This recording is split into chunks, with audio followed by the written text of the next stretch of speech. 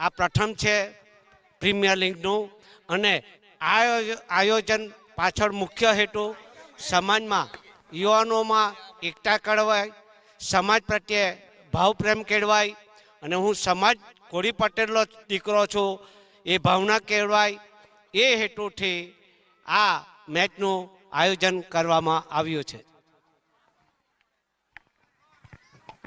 રમેશભાઈ, આ જે આયોજન કરવામાં આવ્યું છે એ જ આયોજનમાં તમને કોઈ ખામી કે ખૂબીઓ નજર આવી હોય તો તમે યુવક મંડળને કંઈક માર્ગદર્શન આપી શકો છો આપના મુખેથી.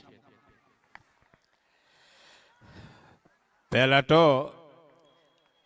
નાંદેડા યુવક મંડળને મારા તરફથી ખૂબ ખૂબ અભિનંદન.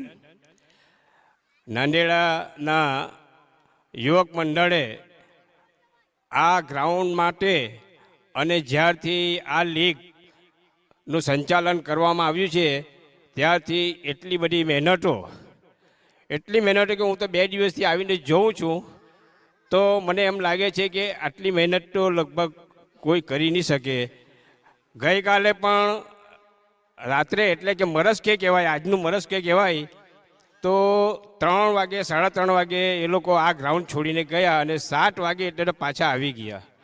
તો મારા તરફથી હું અમને ખામી તો હવે કોઈ છે જ નહીં. ત્યાં જેટલા પણ અહીંયા ક્રિકેટરો આવ્યા, છોકરાઓ આવ્યા, જેટલા છોકરાઓ આવ્યા ક્રિકેટ રમવા, એમને એટલો આનંદ અને ઉત્સાહ હતો કે તેઓએ આવીને એમ કીધું કે અમે પહેલી વાર આવા ગ્રાઉન્ડ પર રમ્યા છીએ. તો એના આભારી આ નાંદેડા ગામના યુવક મંડળોને જાય છે.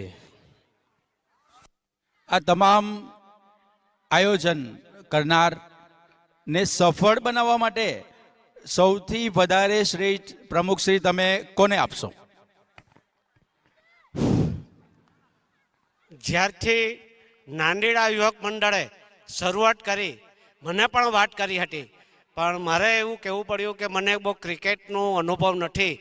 તમે આપણા રોહિતભાઈ મનહરભાઈ પટેલ, ખજાનચી શ્રી અને આપણા સુરત જિલ્લાના મહામંત્રીશ્રીનો તમે સંપર્ક કરો અને એમના નેજા હેઠળ આ આયોજન જે કરવામાં આવ્યું છે અને શુક્રવારે રોહિતભાઈના ઘરે જ મિટિંગ યુવક મંડળ દ્વારા કરવામાં આવી છે અને એ મિટિંગના આયોજન સંપૂર્ણ પ્રમાણે જે રોહિતભાઈના કહેવાથી જે યુવક મંડળે કર્યું છે એ ખરેખર યુવક મંડળને હું ખૂબ ખૂબ સમાજ વતી અભિનંદન પાઠવું છું અને સમાજ વતી એમનો હૃદયથી